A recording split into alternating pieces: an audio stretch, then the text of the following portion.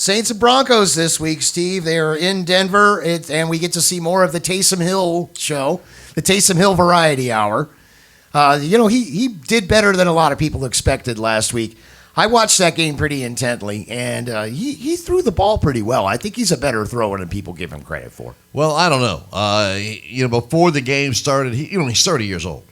Yeah, Taysom Hill's 30 years old. I think he hadn't thrown 30 passes in his entire career until that game, and I was expecting a different kind of game from the Saints. I do believe that. I don't think Winston even took the field at any point. First off, I think the Saints got lucky. I'll be honest. I mean, I know the Falcons were atrocious. I know they blew them out. I think the Saints got lucky. I did not like the way Taysom Hill looked. That's just me.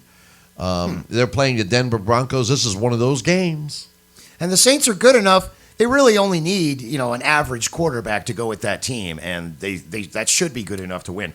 Especially against the Broncos. The Broncos they're dead in the water. If you're a Broncos fan, you have my sympathies. This is a tough year. They're not going anywhere. They're not developing. The Saints cover. They have a 5.5-point spread. They'll easily win. This probably won't really be close. Who's Sizzle have?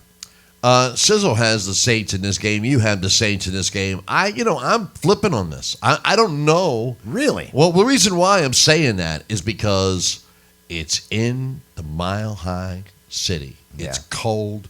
They're used to playing in a dome, nice, comfortable atmosphere. This is the kind of game, these upsets happen every week. We know that. We see it week after week after week after week after week. I have to make one of the toughest decisions of the year. If I ride with you, okay, then I can probably stay within these picks. If I go with the Broncos here, which is what my gut is telling me to do, then I could jump up one on you and maybe win the pick segment for the entire year. So this is a very, very tough decision. Do you need a drum roll? No. I'm going to chicken my way out and pick the Saints with everybody on this game because they should win the game. You have to think, because the one thing I did not mention besides the weather, besides the climate, besides the Saints gasping for air is coaching.